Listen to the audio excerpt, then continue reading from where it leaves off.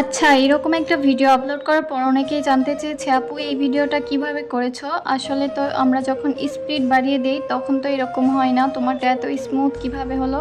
হ্যাঁ, আপনারা ঠিকই ধরেছেন। এটা আসলে আমি এডিট করে করিনি। এটা এডিট ছাড়াই এরকম করে আমি শ্যুট করেছি। কিভাবে করেছি এই ভিডিওতে দেখিয়ে দিচ্ছি। এটা মোটামুটি সবার ফোনেই থাকবে। যদি ফোনটা অনেক পুরনো হয় সেক্ষেত্রে নাও থাকতে পারে।